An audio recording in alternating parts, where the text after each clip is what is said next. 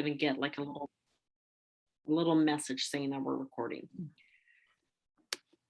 So this program, like I said, was started 35 years ago and was founded in 1986 by former Hampshire College president Adele Simmons, who is with us here tonight. So thank you, Adele, for kicking off this incredible work.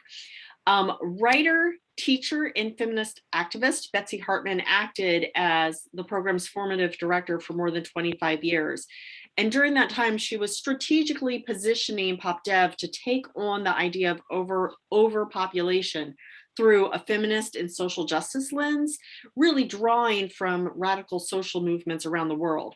And she worked very closely with us at then CLIP, now Collective Power, and she brought complementary international perspectives to the US fight for abortion rights and reproductive freedom, including bringing those folks and those ideas to our annual conference. As the politics of population control and reproductive health have shifted over time, so has the program. Betsy retired in 2014, and since then, Ann Hendrixson served as the director of the program. And in June 2021, PopDev became a program of CLIP. So like Collective Power's other programs, Challenging Population Control will continue to really help build the movement for reproductive justice. And again, bringing these incredibly important modes of thinking and areas to our work, which weren't really represented so much in our work up to this date. Anne has continued the tradition of challenging population control and alarmism, and also really working to maintain a space for feminist collaborative resistance. And Anne herself has a long-term association with both PopDev and CLIP dating back to 1996 when she graduated from Hampshire. And at that point, she was assisting PopDev in leading the Committee on Women, Population, and the Environment, a feminist collective that challenged population control and alarmism at the big UN conferences of the 1990s. She went on to serve as that committee's special projects coordinator for a few years, and then rejoined PopDev in 2012 as assistant director after earning her master's degree in international development and social change at Clark. And this summer, Chandani Nash worked with Anne as one of our Collective Rising summer interns, and we are lucky enough to have her join our team. As Challenging Population Control's associate, she is working closely with Anne on this critical work, which includes popular education projects, producing well-researched publications, and convening cross-movement and cross-border scholar and activist conversations. So a big welcome to Challenging Population Control, to Chandani Nash, and to Ann Hendrixson. And I am excited to turn it over to them. And I think I'd like to start by asking them to each introduce themselves briefly. Thanks, Susan. And I think you did a beautiful job of introducing me. So I will leave it to Chandani. I'll give you a few things you may not know about me. I have a 4.5-year-old. She's taking a bath, and I can hear that happening. And I live in New York City right now, and I'm on the bottom, fully sweatpanted with some sweatpants that have seen me through the pandemic. So there's some truths about me. I'm really excited to see you all here, but particularly to see Adele Simmons, who I've only seen as we've never met. I've seen you as an oil painting for many years, but it's really neat that you're here with your connection to the program. So hand it to Chandani.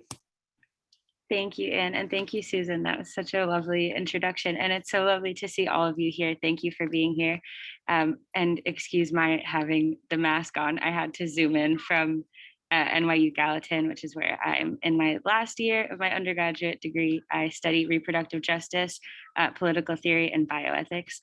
And as Susan mentioned, I was a RASCI, or a Collective Rising intern this summer, and I got the opportunity to work with Anne and PopDev / Challenging Population Control. And it has really informed my study and my engagement with the reproductive justice movement, and also my current graduate school applications, which are due tomorrow. So it's been really an incredible experience. And I'm just really excited to be here with you guys and talk to you about it.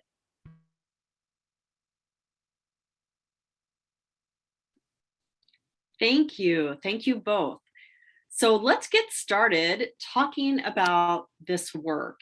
And I think the place to start is, what is challenging population control? I know there are folks on this call who have been very engaged in this kind of work, and then there are folks who are kind of new to this idea. So I'm hoping that the two of you can share a bit about, what do we mean in the most basic terms when we say that we're challenging population control?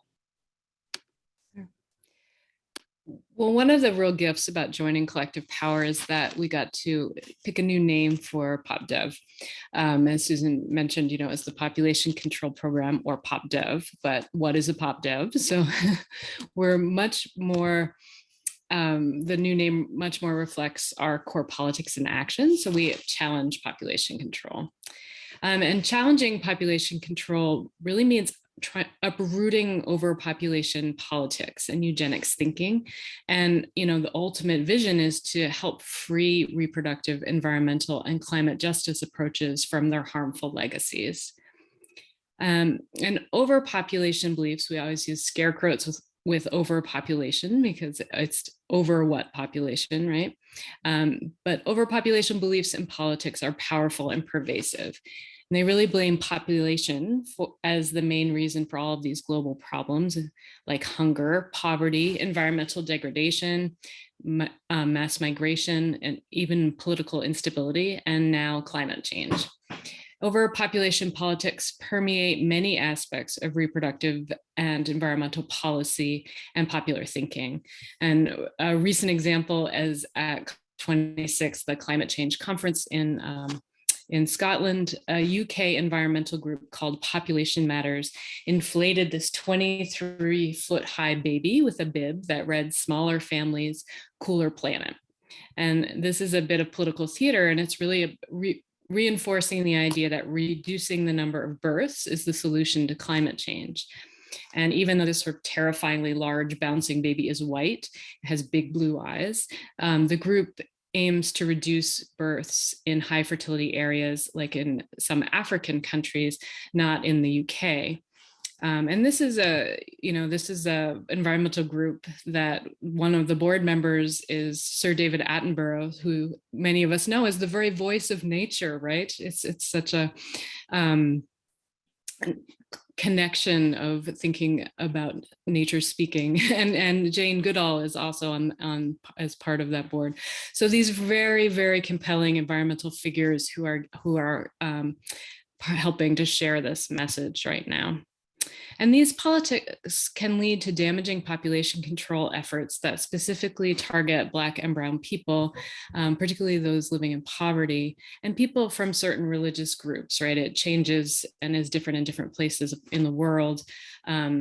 So different religious groups, castes, and ethnicities. And our challenge is to upend this faulty conventional wisdom. We aim to reveal its overlap with other oppressive ways of thinking and show how it systematically delimits possibilities, subverts solidarities, and really undermines social justice. And we hope that our work will open cross-movement, cross-border connections and pathways to more just, peaceful futures. Chandani, I'll hand to you.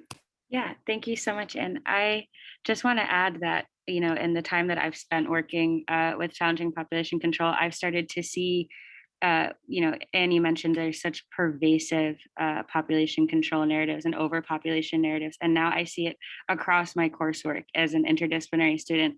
I take courses in bioethics, I take courses in philosophy and feminist theory, and I see it everywhere. So I just want to highlight how, when you say pervasive, I'm sure a lot of you already know, but seeing it in the university, in my demographic as well. And among a lot of my friends or peers, people are really concerned about reproducing, or it's shaping people, my own community's reproductive lives in a way, like these narratives that are so pervasive. So a lot of this I had like an interest in, which is why I applied to be a Rasky with PopDev last year, but I really didn't know. I just knew, a little bit of the tip of the iceberg. I had like an intuition maybe about some of these challenges. And in the past 6 months, I guess, I've learned so much about it. And it's really now like the center of my academic interests. So yeah, I just wanted to bring that up.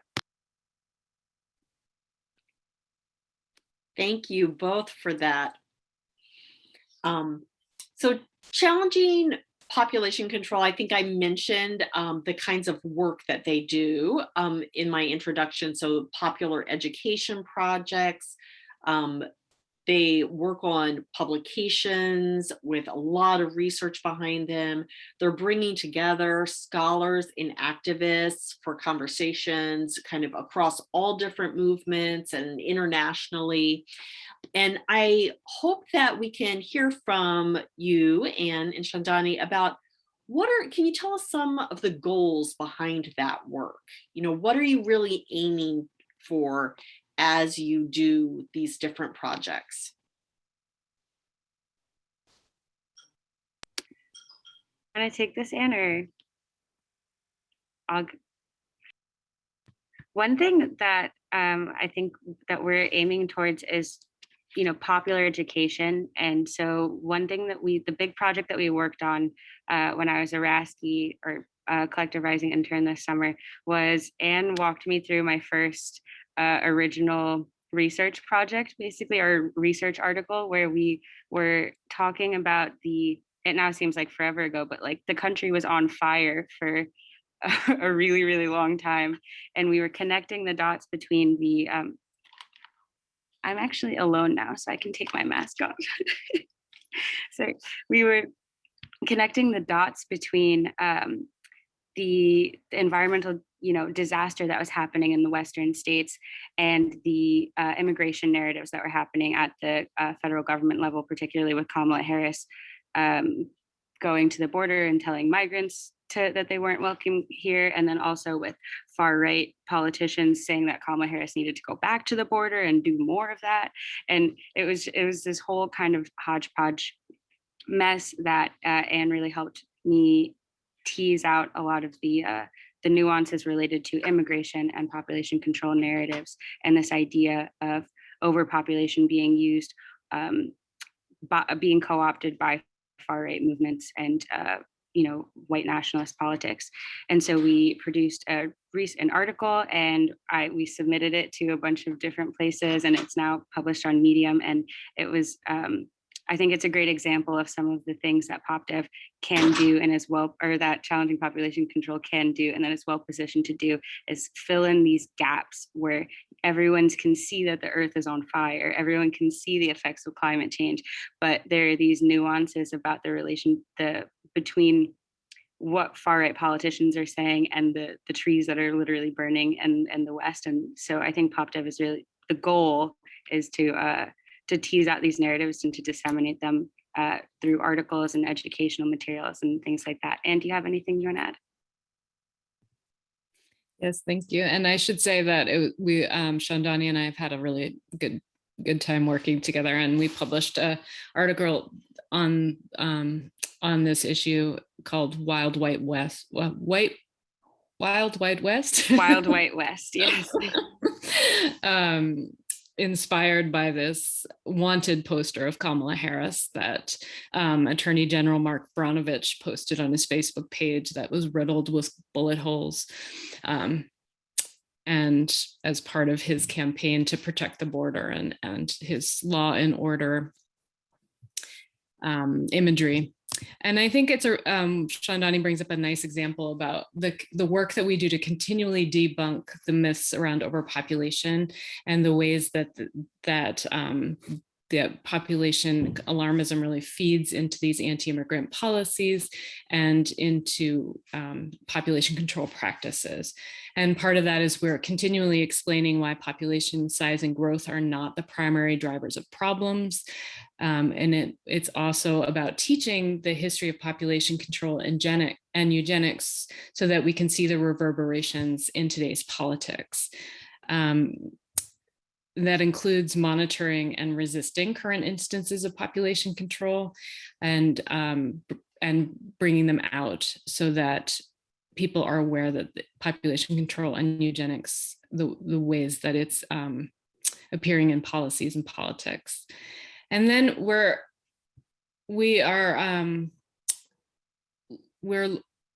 we want to also have visions for the future. So one of the things that I like to think about are visions for comprehensive sexual and reproductive health services that de-center fertility and really, what does it mean to have comprehensive services that are not just about restricting fertility, and what can we come up with that's much more holistic things. What does it mean when it's really not only focused on people having babies? And it's a wonderful exercise, and I think that there's some good examples out there, but a lot of services are still wrapped around this core value. So that's one of the things when we talk about sort of liberating the justice approach from population control. That's one concrete way that I think is really exciting to be able to work on.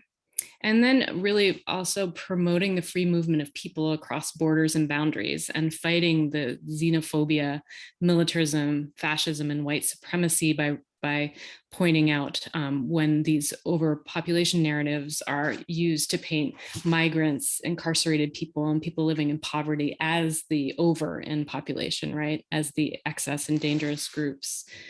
And I think another big piece of our work is really championing environmental and climate justice through delinking population size and growth from environmental problems and through using environmental and climate justice activists' work, trying to hold the worst polluters accountable.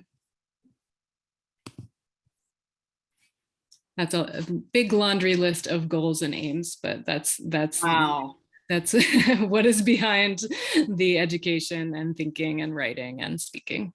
Yes, it's so broad and important, and I think work that is not well understood in the mainstream. So that is incredible. Can you, Chandani spoke a little bit about the Wild White West project. Can you two talk a little bit more about what you're working on today, other projects that you have going on or that are in the works or coming up? I can start. Is that all right? Okay. So one thing I'm continually doing is and an overarching effort is continually tracking population politics in relation to climate change. So as we've talked about, climate change is here and we really urgently need collective action to support climate justice. But the specter of overpopulation, the specter of that giant inflatable baby, is diverting attention from the worst emitters and skewing appropriate responses. And you may have seen there was an article, the front of the Times a couple Sundays ago had a graphic about that 12% of the global population is responsible for historic and current climate change. And it was such a thank you, New York Times. It was right there on the front page. But still at the same time, I reviewed an article for a science journal that was making the case that we need to slow future population growth because that is the only way forward with climate change and to combat biodiversity loss. And their major recommendation was a one-child policy. So there's the against all evidence, the strength of the scientific backing of these neo-Malthusian approaches to and making public health recommendations. I have never made a forestry or a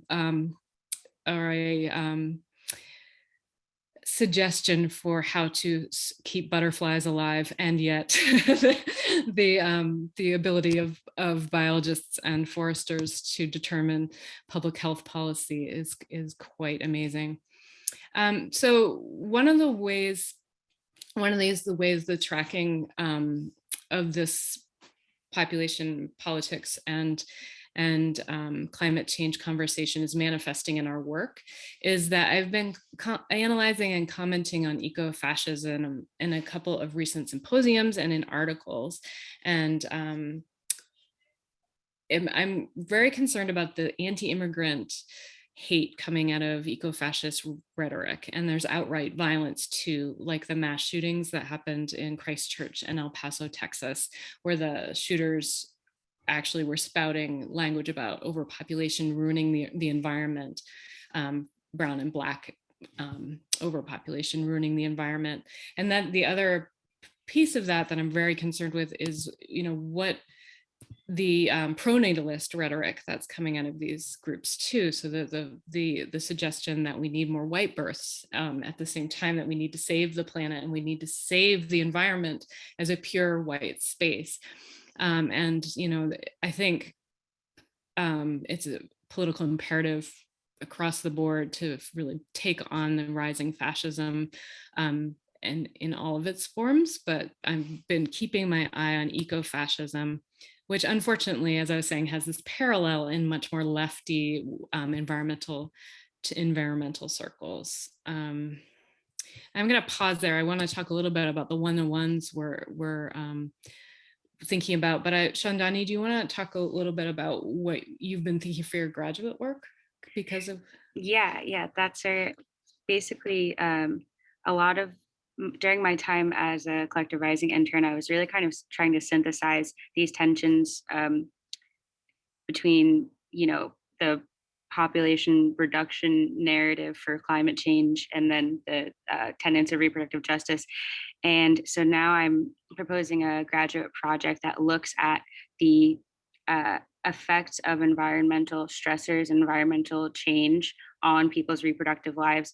On the one hand, because people are affected by climate change, they're affected by natural disasters, they're affected by environmental toxicity. But then also on the other hand, the ways that remedies for these problems, such as like revitalization or sustainability, end up abstracting people away from their communities and their support networks, and how that shapes their reproductive lives as well. And so I've gotten really, really interested in the connection between reproductive justice and environmental justice. And I know there's a lot of crossover there, but there isn't as much that, I was reading a lot of, just before this, I was reading Make Kin Not Population, the Donna Haraway book, which is great. And I love Michelle Murphy's essay in there is really fantastic, being against the framework of population. But there seems to be, like Anne was saying a little bit earlier, a bent towards,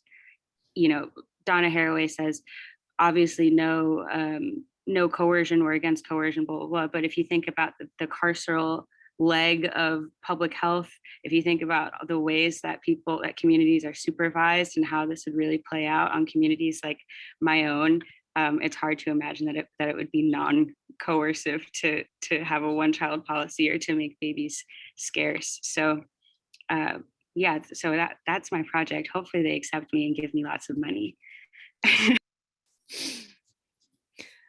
I think they will. And it's been one of the, obviously Chandani is a complicated and thoughtful student and thinker. And it's been interesting to see her combine and the work that we've done together with her scholarly work. And I'm excited that she's carrying it forward in such interesting ways. So I just wanted to end what we're working on now with something more concrete, where I'm excited that at Challenging Population Control work is going to build out some 101s for collective power. And we've identified a number of key topics, and we're going to expand these, but just thinking about how we can do very introductory modules around population control, eugenics, reproductive justice, the history of feminist resistance, and have these available to share with different audiences, much more of a popular education approach, sort of taking what has happened in the classrooms at Hampshire for years and making parts of them available more popularly, specifically to collective rising interns, but us and emerging leaders. So within the collective power family, but making them available more broadly in the movement and to others. And I think for challenging population control, really making them available cross movement, hopefully. And one of the things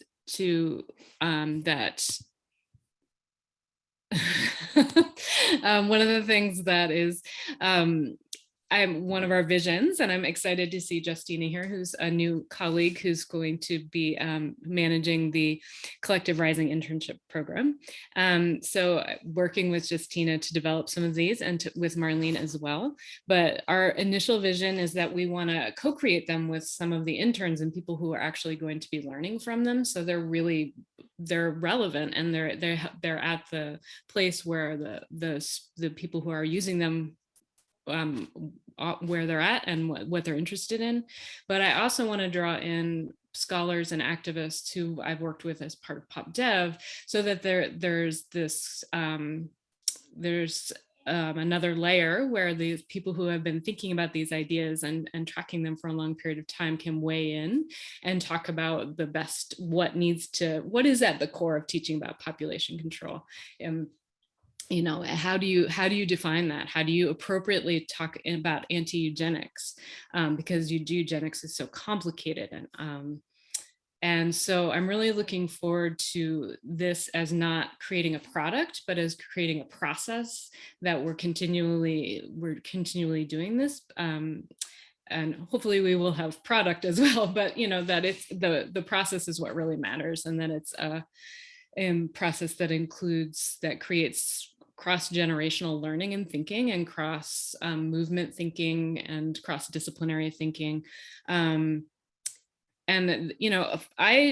was a student at Hampshire. I did a master's degree, but most of my learning was listening to smart feminists fighting, and fighting in a good way, hashing it out. And I feel like that kind of popular education approach would just be so valuable to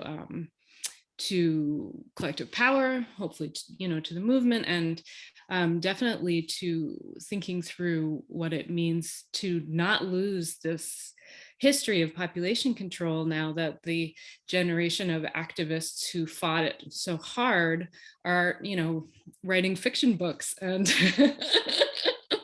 and all kinds of other things. But what do we do to keep this alive so we don't forget our immediate past, and so we don't lose the ability to recognize it in our present and future?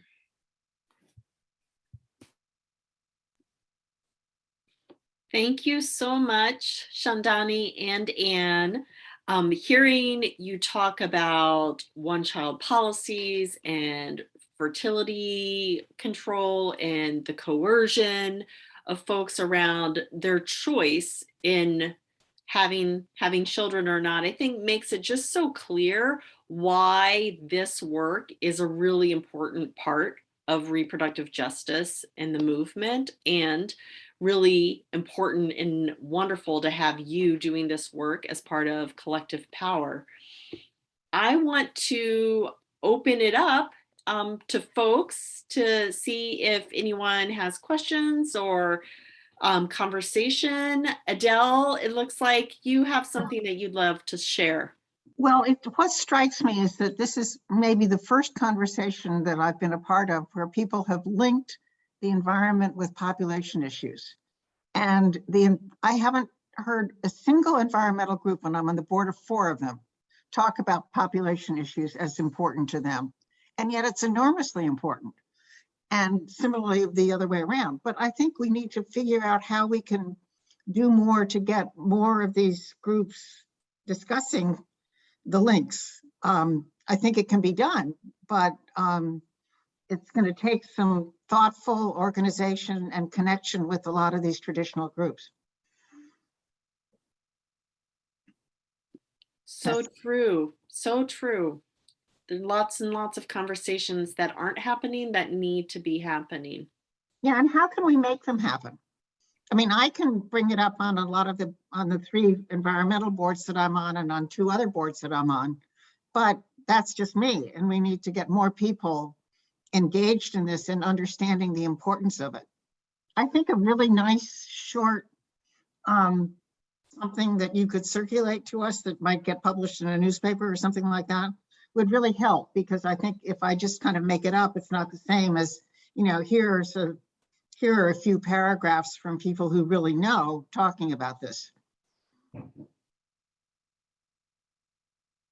Who are you working with? Well, I'm on the board of CERES and the Union of Concerned Scientists, and I put together the sustainability officers from 124 cities in the US and Canada, and I could go on and on. It's a waste of time. But I've got a lot of, I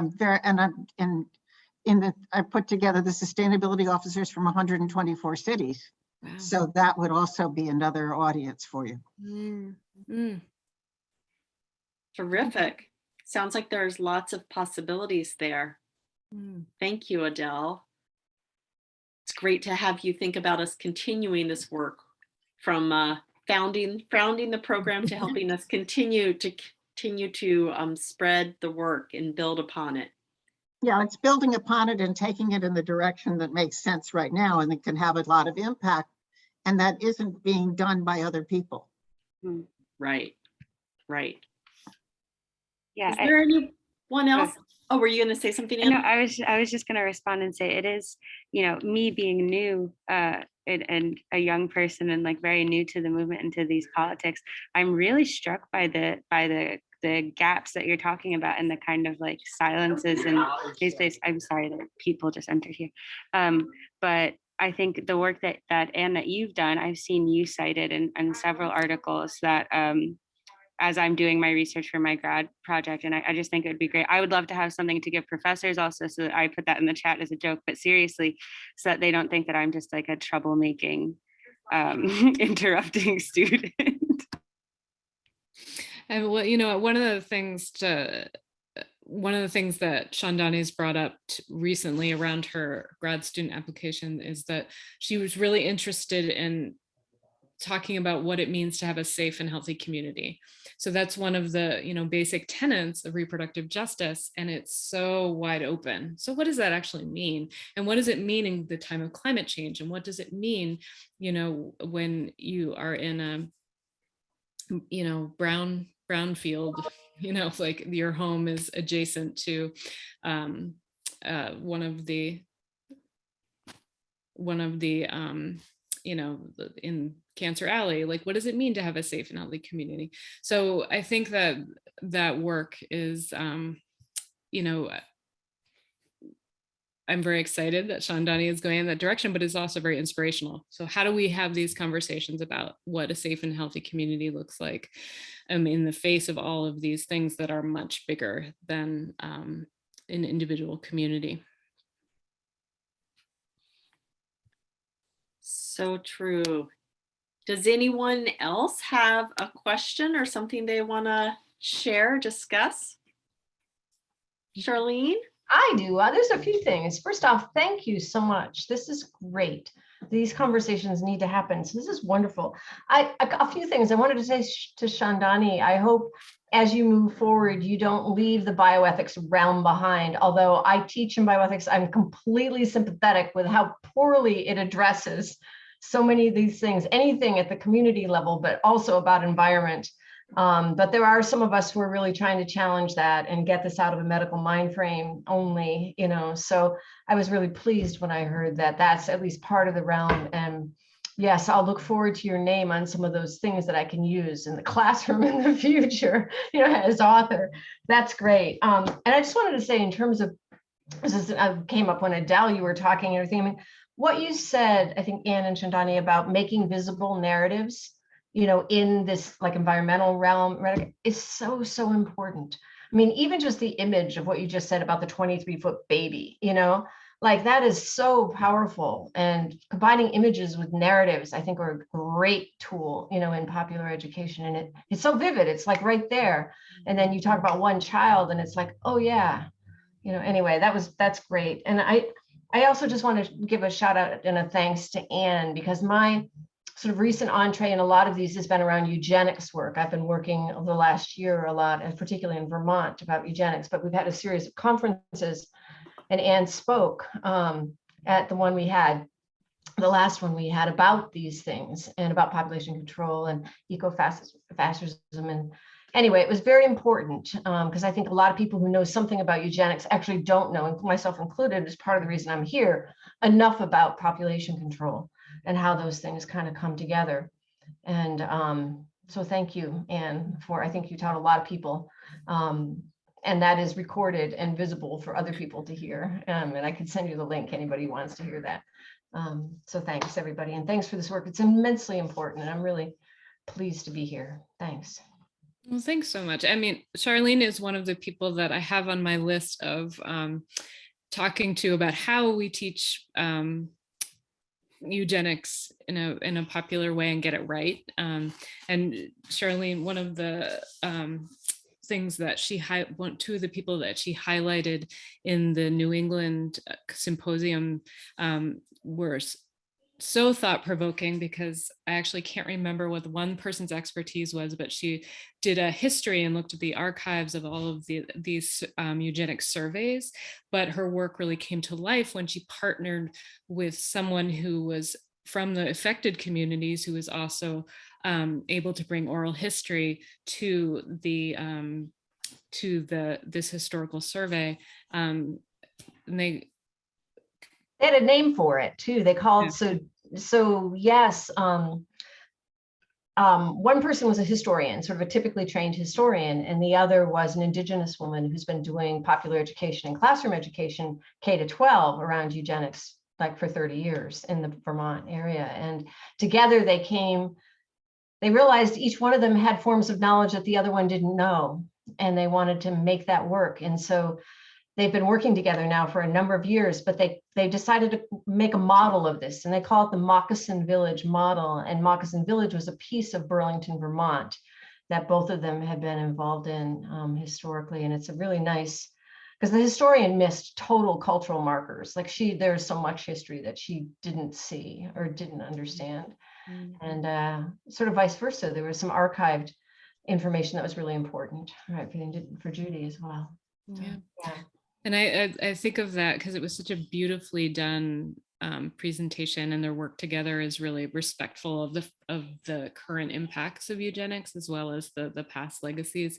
And I think about that because it's so easy to highlight the 23-foot inflatable baby because it's so horrific. It's also a little bit funny, but it's, how do you then also reflect visions for the future and be respectful of the other side of it, and not just highlighting the problem, but highlighting futures that have other possibilities. And I loved that example. So it was really exciting to be a part of it.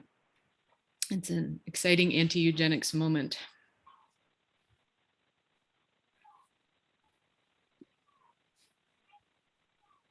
And to quickly build off of your, Charlene, thank you so much. And what you're saying about bioethics, I'm really happy that I'm in the bioethics courses that I'm in right now, even though it has been incredibly challenging for myself and the professors and possibly all of my classmates throughout the semester.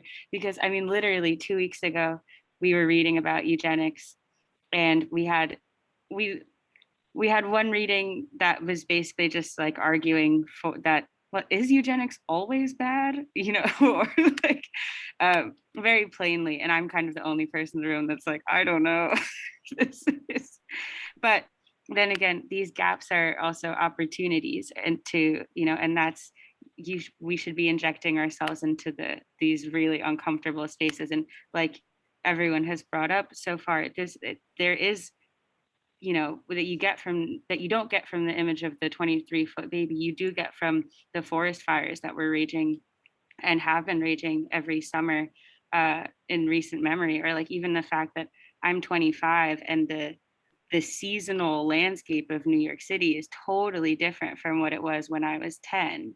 You know, like those are realities and that are obscured by the massive baby and by a lot of the bioethics discourse. So I'm just really, yeah, it's really exciting to have the difficult conversation at the middle of that.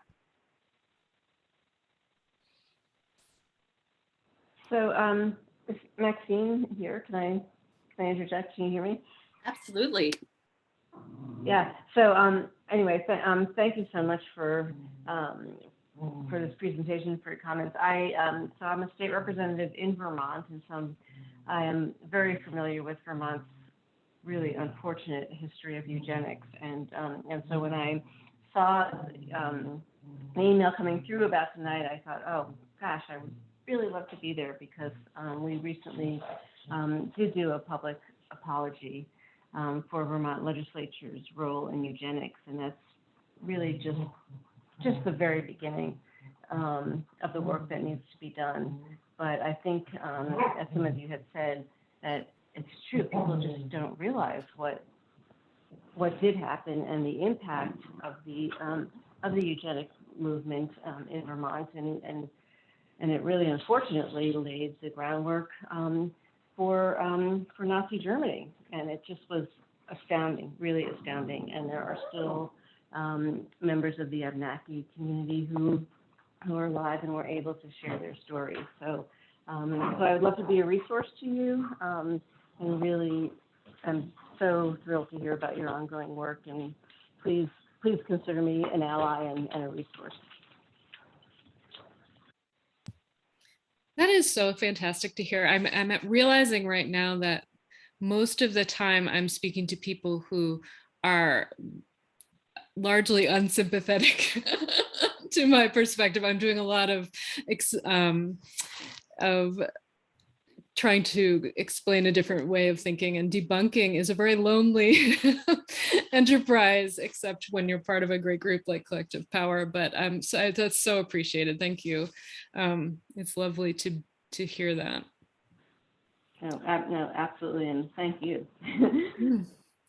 Yeah, one of the things that it makes me think about is it's this practice of eugenics, but also in this time of climate change, what so many people are realizing is that a lot of our basis for environmental response and environmentalism comes from this tradition of eugenics and of thinking about the environment in a particular way. And it's a painful moment, because here we need to have appropriate responses to climate change, and we need to understand the environment differently than we have. And then there's at the same time this reckoning of, wow, we've really invested in this model of understanding the environment that has skewed in this particular direction. So I think that the anti-eugenics conversation is also, it's very much propelled by, the anniversary of the Second International Congress, but and the falling of Teddy Roosevelt from the front of the Natural History Museum, all of these different reckonings. But it's also this moment of really,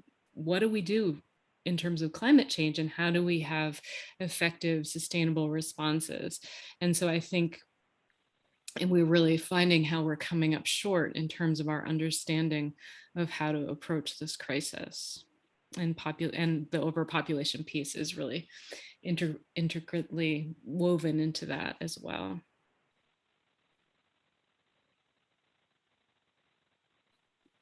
Something about your dog's commentary in the background made me think of that. I think I heard a dog. Does anyone else, we have a few more minutes, if anyone has anything that they want to discuss or they want to add, or questions for Anne and Chandani?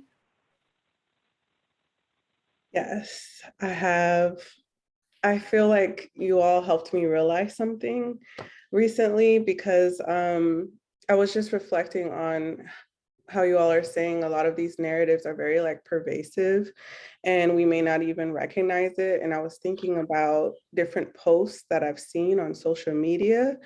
And I don't know, I think this also connects to like ways on how we can include these analyses and ideologies when talking to young people, by like reflecting on these social media posts. But one in particular that comes to mind is, it was like a viral post, right? Like at the very beginning of the pandemic. And I just kept on seeing people repost it. And it was something along the lines of, well, everyone's at home.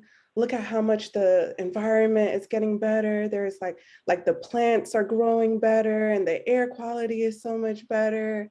And you know, humans are the virus, not Corona, because look at the environment. And I remember seeing it and being so bothered by it. And then there were a couple of indigenous organizations who completely refuted that and was like, sustainability is possible. Like, and it has been possible for centuries. Don't try and twist this and make this a narrative about like humans being the virus. This is like super white supremacist. And they like really shed light on these particular analyses that you all are talking about here. And so, yeah, like it just reminded me of that post, thinking about what you all are saying. So I don't know, I think that could be another way to continue the conversation, like how subtle these narratives are, and like the ways that they're pushed. Even in like something like that, where someone who may not think too deep about it is like, oh yeah, that is true. We really all needed to stay at home. It's like, okay, yeah. And like, this is really problematic, the way that this is worded. So yeah, thank you. Justina, thank you for that comment. It's something that I think about a lot. And actually, Anne and I were talking about the days all bleed into one. It was either today or yesterday.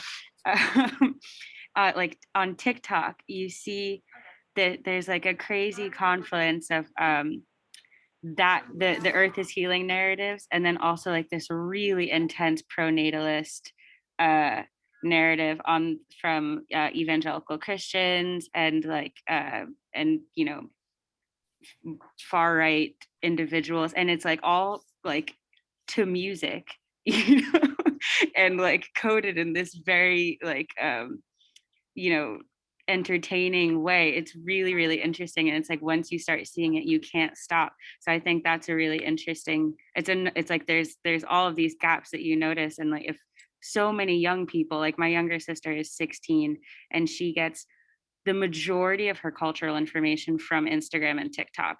She goes to school all day and learns everything. And she knows a lot. She'll be like, oh yeah, well, that's because Christopher Columbus gave everybody smallpox. I'm like, oh, are they teaching you that in school? And she's like, no, I learned it on TikTok.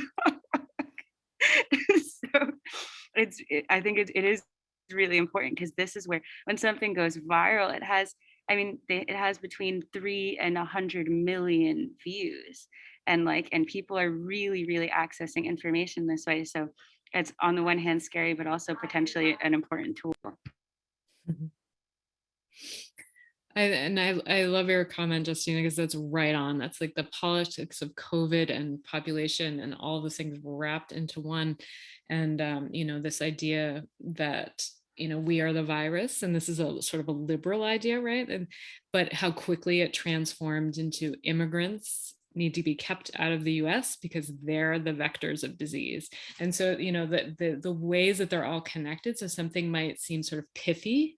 You know, I remember going to Earth Day March in New York, and one of the signs that was held near me was, kill yourself, save the planet.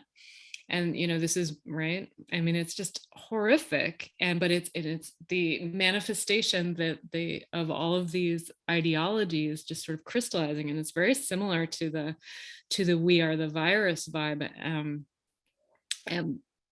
But I saw that over and over again too. And it's really troubling because it's a quick journey then to this anti-immigrant rhetoric, and then sort of the more extreme violences that happen, because clearly we are not all the virus, right?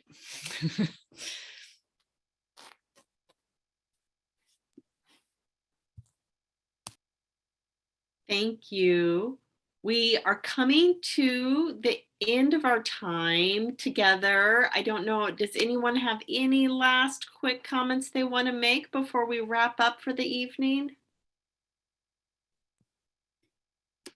Just as this was really fun, and I'd like to do it every month and just get your ideas and thoughts. So no, but please, I'd like to keep in touch, and if you please email, or these suggestions are great, and it's making me think a lot about what popular education could mean and who we're doing it for. So thank you so much.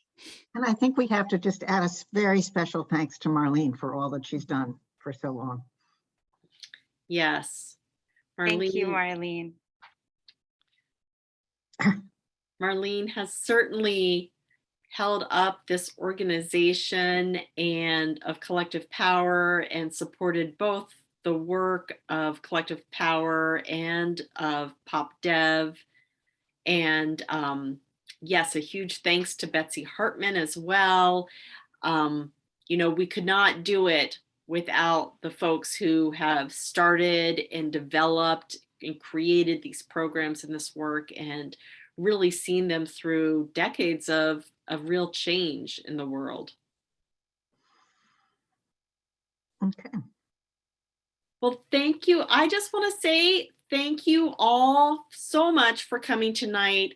I know many of you are very active in your own lives, doing things to make the world more just, everyone in their own way. So we really appreciate the work that all of you are doing, and we appreciate your support and your enthusiasm around our work. Like Anne said, I hope that you will all stay in touch with us and continue learning and growing with us. This is certainly, I think, a very, very thought-provoking area to be thinking about and to be continuing to see. I know that I am learning kind of every week, learning and seeing Anne and Chandani's work, helping me to connect those many dots. And I hope that's something that we'll all continue to do together.